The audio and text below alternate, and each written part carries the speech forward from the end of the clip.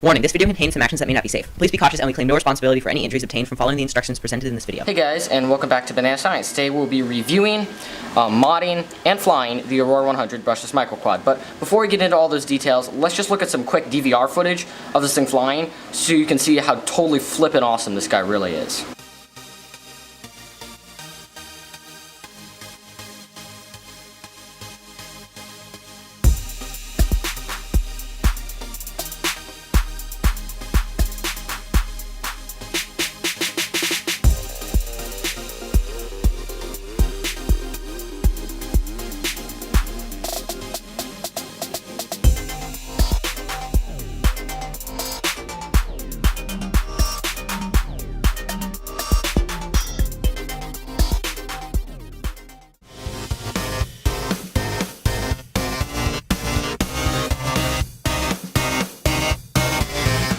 So as you guys can see, that thing totally rips, and there's quite a few reasons why I just absolutely love the Aurora and think it's the ideal first microquad, so let's just quickly go over those. First, it's small, and because it's small, it's safe and it's portable.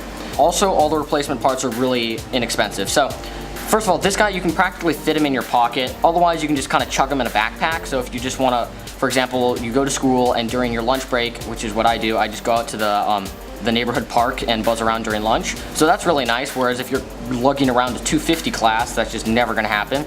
This guy's only 100 millimeters, arm to arm diagonally, hence the name the Aurora 100. So it's really small. As for safety, it's relatively light, going really fast, and of course if you do hit somebody or something, you're obviously gonna hurt them or it, or even like somebody's like house, fence, etc. Probably not the best idea, but it's definitely a lot safer than 250 class, and that makes it good for beginners and professionals alike, because if you're a beginner, you're going to be crashing a lot, and if you're a professional, you'll be crashing even more. Also, because of its small size, that also means it has small batteries, meaning that you can carry a lot more batteries with you to the field in a smaller bag than if you were doing a larger quad. Each of the batteries just look like this. They're very small, and you can fit like 11 of them in your pocket. So you can imagine if you just walk out to the field with the quad, 11 batteries and a transmitter, you can go for like an hour and a half. Just on a pocket full of batteries, whereas if you're running a 250 with a 1300 milliamp hour 3S, you'll have to carry multiple sacks of batteries, which is really inconvenient if you want to travel light. Because it's smaller, like I said, it is cheaper. The motors themselves are only like $8 each, so if you break a motor, relatively inexpensive. You break the camera, it's not a $50 run cam, it's like a $10 camera off of Banggood. Even the flight controller itself is only like $15. I'd say the most expensive part on this is probably the ESC. I believe that the 10 amp 4-in-1 ESC plate is $30, but that's kind of hard to break unless you purposefully do something kind of obviously dumb with it. If you're a low budget flyer, this is definitely the option for you. It's easily fixable. Because it's small, the parts are just the right size. You can kind of just break this thing down on, like, you can break it down onto a piece of printer paper and all the parts would fit. And you can break it down and reassemble it when you're pretty good at it. You can do it in like 30 minutes, which isn't that bad. So if you're at the field and you break something, it's super easy to fix it right there. The Aurora 100 is also incredibly strong. With an upgraded carbon fiber base plate to 2.5 millimeters, you can slam this thing into a street light at 40 miles an hour and it won't even have a scratch on it. So if you're a beginner and you're worried about, you know, dropping it out of the sky onto pavement, or you don't live near a park and you just want to fly it around a parking lot, if you do fly it around a parking lot, make sure there's no cars in the parking lot. Don't hit anybody's car. That would scratch their paint. But it's very durable. I actually haven't been able to break this frame, and I've had some pretty brutal crashes with it. And I've had this frame for like 6 months. So you can imagine this thing is incredibly strong. As for its speed, I haven't clocked it on a radar gun, but it is insane, especially on a 3S LiPo. So let's actually quickly look at some battery comparisons. So first up, we have the stock Aurora 100 battery, which is a Eachine 7.4 volt 2S, 450 milliamp hour LiPo, and it says it's 80C, but I believe that's the burst discharge rate. Let's just look at a quick punch out with this battery.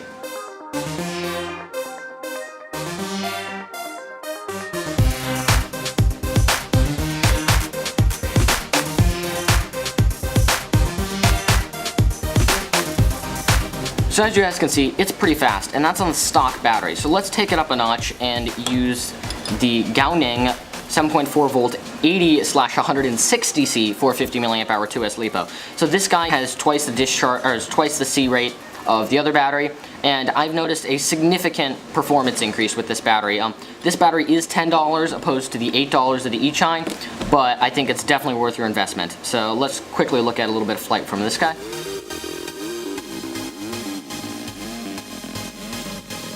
pretty good, right? So that's the maximum speed I've been able to get out of a 2S LiPo. I think 450 is kind of like the optimal size. You get around 2 minutes of flight time with it. It's not bad, it's not great either. I have tried sticking an 850 on there, and it kind of feels like you're flying a tank. You do get this luxurious 7 minutes of flight, but it's kind of a lame 7 minutes. I would definitely suggest getting a 450s, maybe even smaller if you want to get some serious performance, like maybe a 350.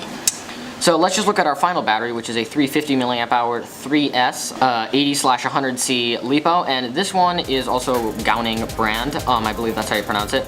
And it has a JST and an XT30 on it, but the Aurora has a JST connector on it, so we just plug it in with the JST. And for its actual capacity, this battery is very heavy, which leads me to believe that it's actually slightly more than 350 milliamp hours. Sometimes battery companies do that, so it seems like their battery is a lot higher performance. With this battery, it's absolutely insane. And just a precaution, I was actually flying this thing today with this battery, and I actually burnt, first of all, it's like 105 degrees out right now, so it's very hot, especially for California.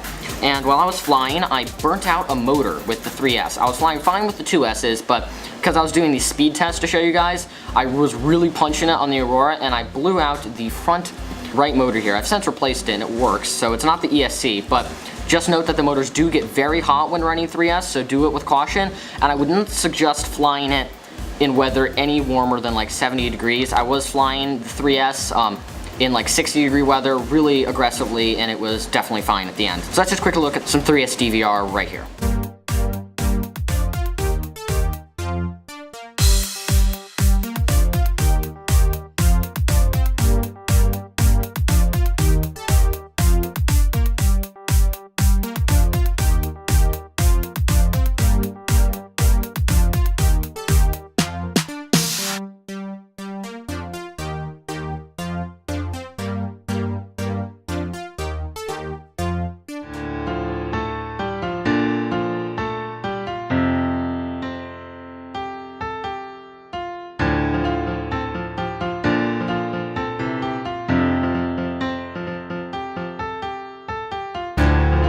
So there you have it. That is the Aurora 100. Now that we've done an overview of the quad, let's get into disassembly, modding, and all the other nitty-gritty stuff that we're going to cover in this video. We're just going to cover what I'm running right now, and then we'll go over which parts are exactly modded and which ones aren't. So for the motors, I'm running 3 of the stock motors, and then one of, it's actually a different brand of motor, but it's the same type, 1104 7500 kV. The reason is I just broke a motor, and then I didn't have any stock replacement, so I just stuck on a different brand one. The point is, it flies just fine. I don't notice any tilting in any direction. The stock motors are really cheap too, so if you break one, which you won't with these motor guards, but if you do, they're only like $8 I think to get another one.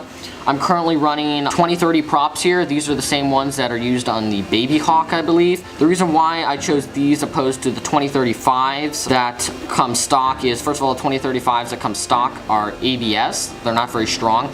I don't know what these are made of, but they're a lot stronger than the ABS ones. They're also just the same price. The other option for props would be to run these Gemfan polycarbonate indestructible 2035 props. These are actually literally indestructible. I don't think I've ever broken one of these. I mean, eventually you just have to stop using these because they get so bent out of shape. You can't fly with them because there's too many vibrations. Yeah, but the point is I'm just using these props to save some cash. Also, they're technically more efficient according to the thrust charts, but who knows, they're also a lot stiffer, so if you hit the grass and then roll and you happen to land right side up, you can take off again without having to walk out there and try to straighten it. Onto the body, I'm running the stock flight controller stack, F3 mini cube with the 10 amp ESC. The 10 amps seem to be fine. I don't sense like that they're getting hot. I've tried 3S on them. They seem to handle it pretty good. I do want to try running 4S on this thing once I get some upgrades, so I might want to upgrade that to a 25 amp, but hey, what the heck, it works. My LED strip broke off, and because it just like is barely attached on the stock, so I had to glue mine on, but I am using the LED strip. The main purpose for actually using the LED strip is just to make sure that the receiver antenna here doesn't get sucked into the propellers, because it kind of creates like a nice wall here. And the same thing for this JST connector here. To hold the battery on, they kind of send you the super cheap Velcro strap, which I do not use. Just use a rubber band, and then on the bottom of the battery, I also added some Velcro dots, and I added a Velcro pad and some dots on the bottom of this. If you don't use these Velcro dots, if you ever try to do any flips, rolls, split S-turns, or etc., your battery will fly out, and that's really annoying because you're just like, what the heck happened, as you spiral downwards. Okay, 2.5mm upgraded carbon fiber base plate here. So all 4 arms is a single plate, so it's kind of annoying if you break an arm, but this is the 2.5mm upgraded version. The stock comes with, I believe, 1.5, but the point is the 1.5 is just pathetically weak. Make sure to upgrade to the 2.5. Here, we can just check this with a caliper. Is it actually 2.5mm? Sometimes they'll try to cheat you by 1/4 millimeter or so. Yep, it's 2.42 millimeters there. So, I mean, it's pretty close. I'm not gonna complain over 1/10 of a millimeter. The point is, it's way stronger than you'll absolutely ever need. I mean, this whole thing together with the battery only weighs, let's find out here. So the Aurora itself only weighs 80 grams. This is modded, and 80 grams is kind of on the heavier side. The stock one definitely weighs less because all these mods add some weight. And so it weighs 80 just the quad, and then if you add on this 450 milliamp hour battery, it's 110 grams, so that's not too bad. But the point is, 110 grams flying into a street light at 40 miles an hour, this frame will definitely hold that. Down to the 3D printed mods that I've actually installed here. The motor guards, because the stock motors are, I mean, they perform fine, but structurally, they're just not very good. First off, the wires can get ripped out of them really easy. That's why I have my wires using electrical tape to tape them down to the arms, because, I mean, if you just like clip a small stick, it'll just get ripped out, which totally sucks, because it won't actually come off the solder tab, it'll come out of the motor, and that breaks your motor. That's one downside of these motors. Second downside is the magnets, which are glued to the bell/stator. They aren't actually glued there very well. Point is, the magnets on the outside spinning part of the motor, they kind of come off, and that like grinds, and it's really bad. So that's why I have the motor guards to protect from that too. Also, if you're using the stock Aurora base plate, which is only 1.5 millimeters, if it breaks, odds are it'll rip some motor wires with you. I have like a graveyard of these 1104 motors before I designed these motor guards. All 3D printed parts are available for free download from Thingiverse at the link below, and also I plan to start listing them on eBay sooner or later. Over here, we have the antenna guards here, and you're probably wondering, why the heck do you have antenna guards if you have a whip antenna, which is this thing. The common type that they ship these microquads with is a cloverleaf antenna. Cloverleaf antennas are pathetically weak, and they'll break really easily, which is really disappointing because if you're racing, then you break it, and then you have to spend half an hour on the field to try to fix it. So I'm using this whip antenna here, which is really durable. I mean, you can just like, you know, it won't break very easily. But the reason why I'm using these antenna guards is because I noticed that if you look at it from the side here, that the tip of this video transmitter actually pokes up from the top plate.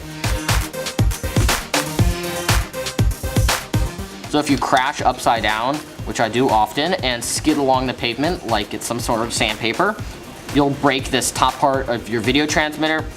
Also forgot to mention, yes, about the video transmitter. It is upgraded. The stock video transmitter is kind of like this video transmitter and camera combo. It's only 25 milliwatts, which is not very much. So this Eachine ATX03 video transmitter is selectable 25 milliwatts to 50 milliwatts. All the way up to 200 milliwatts. Note that on 200 milliwatts, it gets very, very, very hot. Like, I wouldn't leave it plugged in on 200 milliwatts for a long period of time for worried it might catch fire, but while flying, it's probably fine. The camera also, I got the Banggood's 1000 TVL 1.2 gram micro camera. On to the other 3D printed parts, I have this side paneling here, this 3D printed side paneling.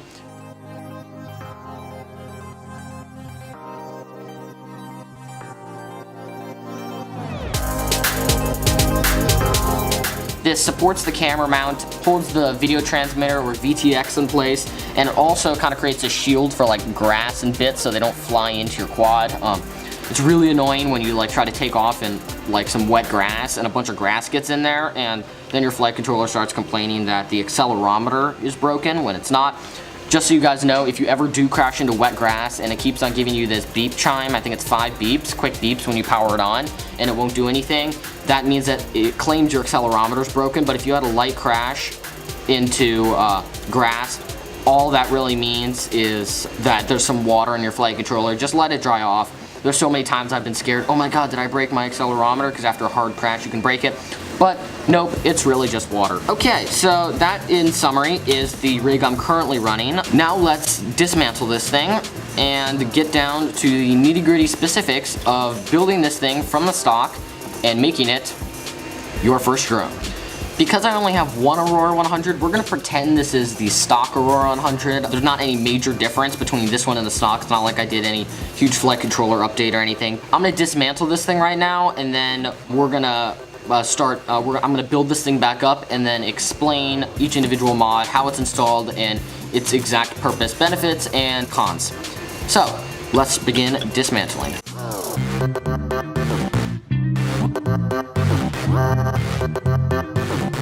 Okay, so now that we're done disassembling, let's go over the mods and reassemble. Okay, so let's just start from the bottom, mod-wise. Okay, so first off, we have the bottom plate. For you, this is gonna be 1.5mm carbon fiber. It's light, it's moderately strong, and it works. I mean, you can fly with the 1.5. I just wouldn't suggest keeping it. I mean, if you already have it dismantled, why not just spend the few extra seconds and the few extra dollars just to swap it for a better plate? As I've mentioned before, 2.5mm carbon fiber base plate. The link to purchase this is available in the Thingiverse listing, which there's a link to in the description below.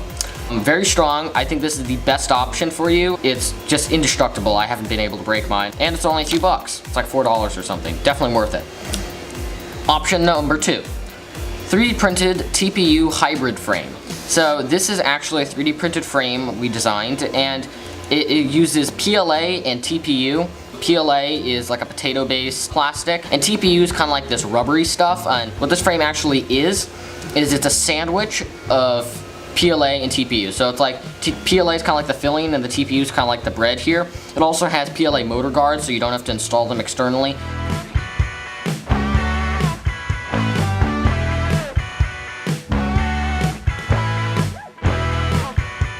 What's great about this frame is even if you break it, it doesn't actually break.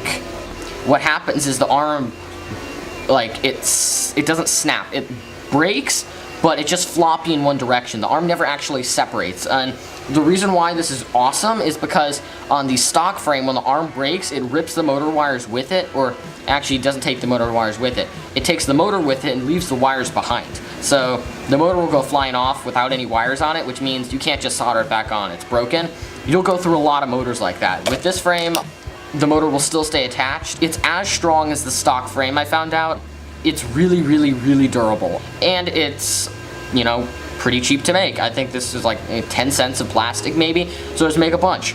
Downside, oh, also has motor guards. Downsides, it's pretty heavy. It's not heavier than the 2.5mm carbon fiber, but it's heavy. Also, if you do break it, because it's still not as strong as the 2.5mm carbon fiber, you still have to dismantle your entire quad to fix it. And so that's really annoying.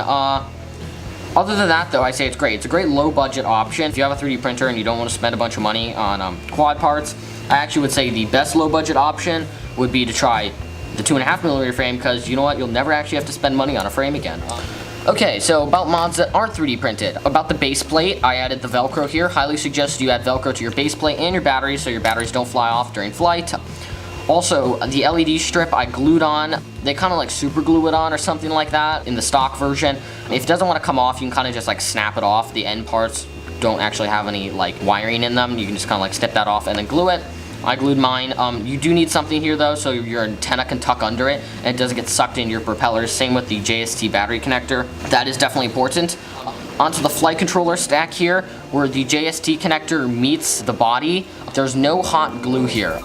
I would highly suggest adding some hot glue there, because if you don't, if you accidentally yank on this JST connector, it rips it off the flight controller, and it doesn't just rip the solder off, it also rips off the solder tab, meaning that you can't solder it back on because there's nothing to solder it back onto, and a replacement ESC is like 30 bucks, it's a lot. So yeah, you don't want to do that. This flight controller stack is composed of M2 nylon standoffs. They're really light, really nice. They're shaped like hexagons, and they kind of just unscrew. Like I said earlier, in between the flight controller and the ESC here, you actually have your BEC, which is this battery elimination circuit. Takes the 7 volts, steps down to 5 volts. You also have a bunch of wiring like your ESC wires here. In between your flight controller and your receiver, you don't have anything. It's just kind of soldered on with some headers. Really hard to desolder because you can't like heat them all at once and pop it off. So yeah, make sure to be careful with this. Also, the buzzer can break off during a rough crash, so when you solder it on, add a dot of hot glue underneath too. The receiver antenna here just pops on through a IPEX port here, right there. You can get these online from Banggood. This one currently has a Spectrum receiver on it. On the side, you have your micro USB port. That's where you'll plug in to configure it in Betaflight. Betaflight, I think is what you have to use for this one. Omnibus F3 firmware. So that's also you can change settings, CLI, all that stuff. We're not going to go into Betaflight configuration in this video. We will probably in a future video. On this side here, you have a micro SH 4-pin. I believe it's 4-pin. The point is that's where your video transmitter camera rig goes to. One is positive, negative, video in and video out. The reason why is because you have an on-screen display, so it needs to have video in and video out so it can overlay your on-screen display on there.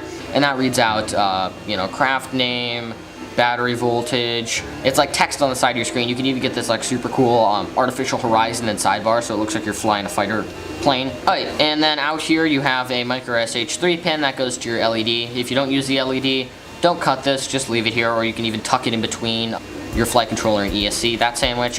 That's all for the flight controller. Let's actually begin assembly so we can start covering the other parts. This entire build is done with M2 bolts.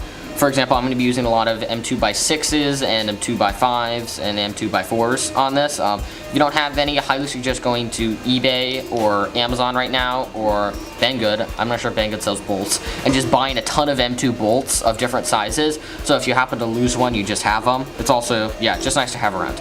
So I'm going to start by pretending that this is the frame you've chosen. We have the standoffs on. You have your LED strip on. Take your flight controller stack. Take your JST connector, it goes under the LED strip, as does the antenna. Tuck it under there, you don't want to get sucked into your props. Just kind of like let the motors flop over the sides. Align the flight controller stack so it's kind of like in the middle. There we go.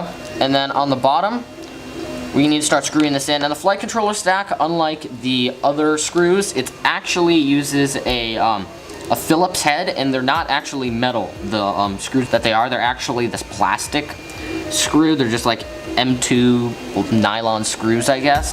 So if you do lose one of these, you can use a metal one, but I find it kind of strips the standoff. So try to use the plastic ones if possible.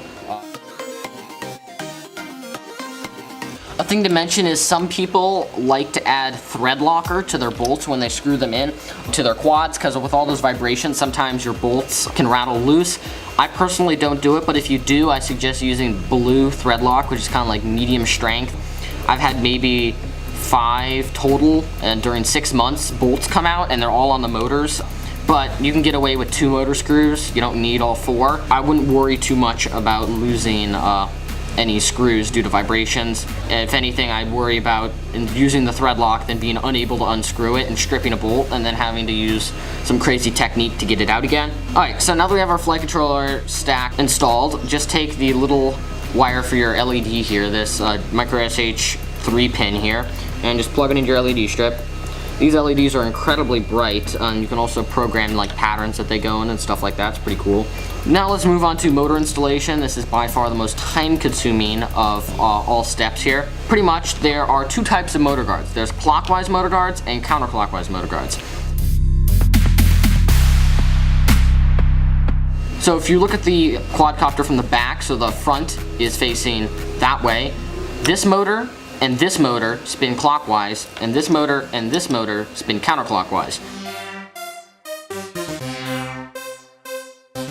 And the reason for that is because just like in a helicopter, if you spin a blade one way, the body of the actual craft is going to spin the other way. So if you have 2 motors spinning clockwise, 2 motors spinning counterclockwise, it eliminates that effect. The reason why I have clockwise and counterclockwise motor guards here is because the arms are kind of at this like strange angle where if you actually want the motor guard to cover the majority of the arm, the screw holes need to be turned a little bit. So you want it so that the vent hole where it's actually cut off faces inwards and forwards.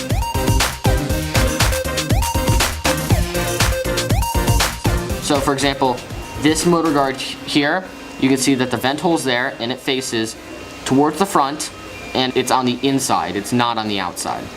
You can also kind of tell if you just try to align the screw holes on some motor guards. If you stick on the wrong arm, it just won't want to align. On your stock frame, they also sent you with like a bunch of Phillips screws that look like that. And if you don't use the motor guards, these are fine. If you do use the motor guards though, you'll be needing to use some M2x6 bolts here. I'd get these on eBay. The frame does come with a few extras, I think, but not enough if you lose any, so make sure to get some M2x6 bolts on eBay. Make sure not to go anything over M2x6, because what will actually happen is you'll screw in the bolt and it'll hit the little stator inside of the motor if it goes in too far, and your motor will break. To install the motor guards, grab a motor, kind of like grab the wires and pinch it against the arm so it's in place. Grab a motor guard, make sure it's the right one, slide it over, flip it over, then you want to take your M2x6 bolts, make sure they're M2x6, not any longer. If you screw it in, even if you don't power it up, you'll break your motor if the screw's too long. Please make sure your screw/bolts are short enough, okay? I'm telling you this now, double check. Even if you need to, use a caliper to measure the bolt. It just takes 1 out of 16 to screw up a motor. Alright, so take your bolt, kind of stick it in there, so the motor guard, and then you just kind of want to align it. This is the trickiest part because it's kind of hard to hold everything in place while you screw everything together. Oh, also you got to make sure you have the right bit. Okay, there we go. And once you kind of get one screw in, you can kind of like adjust the motor by like pushing on the wires and stuff. And you want to like look on the bottom till all the screw holes align. And you should be able to get pretty close. And then once it's kind of like roughly aligned, you just take all the screws and just screw them in. A trick is to not tighten your first screw all the way so you can kind of like push stuff around. So to save you guys some time, I'm going to cut the video here and do this for all of the other motors, and then we'll be right back. Okay, so now that we have our motors and motor guards installed, like I said earlier, these motor wires can get ripped out easily, so we highly suggest wrapping your arms in some electrical tape. I'm just going to do that now. Only adds a gram or two. Definitely worth it. Okay, now your arms have been electrical taped. It's time to move on to the video transmitter camera mount. So that's what this 3D printed piece is. So pretty much what these do is they mount your VTX. The VTX slides in between here, and the camera mounts in the front. They also have this little extension that prevents grass from going in your flight controller. So essentially what they do is they slide right over your aluminum standoffs here, the front two, and they go through here. And what you want to do is there's actually a right one and a left one. When you slide them on, they should have the small hole at the bottom and this larger arc hole at the top. You should just be able to slide it on. Remember, small hole at the bottom, larger arc hole pointed towards the top. Otherwise, you won't be able to pivot and tilt your camera. And they should have little fingers that kind of fit into these slots down here, so they don't like, fly around when you're in your flight. So they should just pop in just like that, and they should be flush with your standoffs. Now we're going to install our video transmitter and camera rig here. So in this video we're not going to be showing you how to solder this, just to install it, but essentially it's pretty simple. Camera video actually goes directly to the flight controller. The other wire of the flight controller video goes to the video transmitter, because remember, you have an OSD here, so you need to have video in and video out. So let's actually take this video transmitter, and you want the wires kind of to like tuck in underneath. You want these wires that go to the flight controller, let's plug those in first. They kind of tuck in the corner here, and then this just plugs into the side of your flight controller. Then you want to get your video transmitter, and the actual display of the video transmitter has to face towards the front of the quad, and the reason for this is these standoff holders here, there's just not enough room for it there, so it should just kind of slide in there. Don't force it in, because there's a lot of small surface mounted components that can get knocked off. I actually broke one of these by trying to install it and kind of forcing it in there. So just kind of like gently press it downwards. It should slide in pretty easy. There we go, just like that, and it should go all the way to the bottom so the button is almost flush, and it's okay if there's some wires underneath. Make sure that your camera's out front here too. So, Got the video transmitter installed. Let's actually install the camera mount now. So this red aluminum CNC mill thing is the camera mount. It comes stock with the Aurora. We're going to use it. The camera essentially just pops in there, and it's kind of tricky to do with such a short camera wire, but so the camera's in there. Now you could install this like this, but the problem is A, your camera's going to rattle around a bunch, which is not good, and B, if you try to stick a lens cap on, the camera's just going to get pushed back and then you won't be able to get it back in again. So that's where these small little red camera stop pieces go in. If you'll notice, there's a larger one and there's a smaller one of these red guys here. And just like on the camera mount here, there's a side where it's kind of a little bit larger and a side where it's a little bit smaller. They kind of just slide in there and they kind of grab the camera before the lens and make sure it doesn't slide out. So just kind of install them. They're tricky to get in, especially when doing it on camera. You can probably just push them in there with a screwdriver. Make sure that your camera also is not upside down. That means the wire should be on the bottom and that it's not tilted at an angle. If you try to fly with your camera's like at an angle, it'll be very challenging. You'll crash a lot. So yeah, so just kind of like push that camera mount in and then do one on the other side. Suggest doing the big one first, then the small one. If you're having some issues with your camera where it kind of like vibrates around a bunch, causing your video to look like total jello, if you print these little camera mounts in TPU and stick them in there, TPU is the flexible 3D printer filament. It can help reduce vibrations, especially if you're running 3S and you're running the 2030 props. These props are poorly balanced. We'll go over that later though. It'll definitely cause some jello in your footage. Now we have our camera installed on the mount. Just kind of bring the mount and bring it in between your two side panels here. And then there's two screws that need to go in. One screw goes in down here, and that is going to be a short, super short M2x5 bolt, and then you're actually going to use an M2x7 to go in through the top, and the reason for that is because of the antenna guard, but for now let's install an M2x5 bolt in the bottom here. I think it can be larger. You don't want it to be too long though, because it'll actually hit the camera. Also, for some reason mine doesn't let me screw in anything larger. Don't know why. I guess it was just a drilling problem when they tapped the hole, but whatever.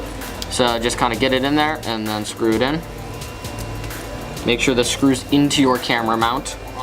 You do want your camera tilted back a little bit because when you fly, you'll actually be flying like this because you'll be moving forward. So you want your camera tilted upwards so you're not staring at the ground when you fly. This is just a good general angle just to leave it tilted at. Alright, so now that we have our camera installed there, it is actually time to install our top plate. So this is the top plate. It is carbon fiber. It's 1.5 millimeters. It just goes over the top here. Just like that, and then you can screw it in with any size bolt you desire, and there's only 4 screws that keep this thing in place, 2 in the front and 2 in the back.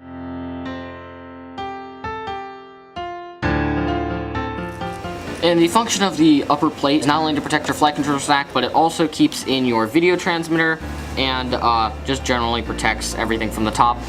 Usually if you break something, it's going to be the bottom plate, but not if you're running a 2.5 millimeter carbon fiber bottom plate. The top plate usually is just there for some extra rigidity. So now let's install our antenna guards.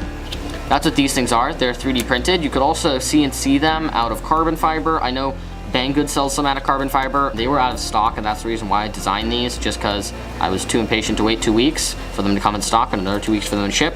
So here they are. They work pretty good. They're actually pretty durable. Part where it's kind of this hole, that goes on the front, and this part where it's like a little peg thing slides into this little slot, this trapezoidal slot here. So it doesn't matter which side it goes on. The antenna guards go on same design for both sides. And then we're going to add the last 2 screws to mount our camera. Those are going to be our M2x7s. These are actually the screws that you got originally to install your propellers. I think they gave you some extras. If not, buy another pack of propellers. They send you like a bajillion of these things. It kind of just goes in through the hole in the antenna guard, straight through all the way to the camera mount, and then you can just screw it in. And now your antenna guard's installed. You can see it kind of looks like this like dome shape from the side. Pretty cool looking. Now we can move on to installing our propellers. So I'm going to be installing the 2030 props, and these props are really good. They're nice and cheap. They are theoretically more efficient according to the thrust data charts. They're only 3 blades as opposed to 4 blades, which is what you got and the stock. and they are pretty durable. They're a lot more durable than the stock propellers. They're pretty rigid and they don't break very easily, but you can break them. They're not as strong as the Gemfan polycarbonate 2035 props. These things are literally indestructible. These props though, about 50% of them arrive in the mail really poorly balanced. And what that means is one or two of the blades are lighter or heavier than the others. This can be down to like a 10th or 100th of a gram, but it matters if you're spinning at like thousands of RPMs. So if you'll notice actually, on some of my blades here, I have had some tape. We're not gonna really cover it in this video, but the thing you wanna do is find out which blades are heavier by sticking the prop on a pin and finding which blade the prop sinks to, and then adding tape to the other blade. And that'll make sure that it's evenly balanced. So let's install our propellers. So on these two motors, so front left and rear right, you want to install a clockwise propeller. And the clockwise propellers, they should say R on them for right. I'm gonna put on a clockwise propeller here. And then on the back here, I'm gonna stick on another clockwise propeller. And then over here, I'm gonna stick my counterclockwise propellers. And if you ever experience a problem where on takeoff your quad like suddenly flips upside down, that's because you have a reversed propeller. Now that we have all of our props on, you want to take your motor and your prop, and you want to twist the motor and the prop till two of the screw holes align. There's 4 holes for screws in your motors and 2 in the propeller. You want to twist it so your prop holes align with your motor holes. And the stock screws that they give you to install your propellers are M2x7s, I believe, and they're very long. And using these props, the actual thickness of the propeller is such that with an M2x7, it'll actually cause the bolt to rub along the stator on the inside of your motor. So you actually want to use M2x6 bolts here. I've gotten it to work with M2x7s, but on one of the motors it was rubbing. I would highly suggest going to M2x6 just to be safe, because you don't want your quad dropping out of the air. So essentially all you have to do is stick the bolt in, and there's 2 of them. Make sure you use both, not just one, otherwise you have some serious balancing issues. And then just screw them in. And finally, the half step of taking a rubber band and twisting it around itself so it's nice and tight, and then sticking it around the quad. And if you want to use like a stylish rubber band that fits your prop color, go ahead. So you are officially done dismantling, rebuilding, and modding the Aurora 100. Hope you guys enjoyed this video. Make sure to give us a like, subscribe, and stay tuned for future videos, and happy flying.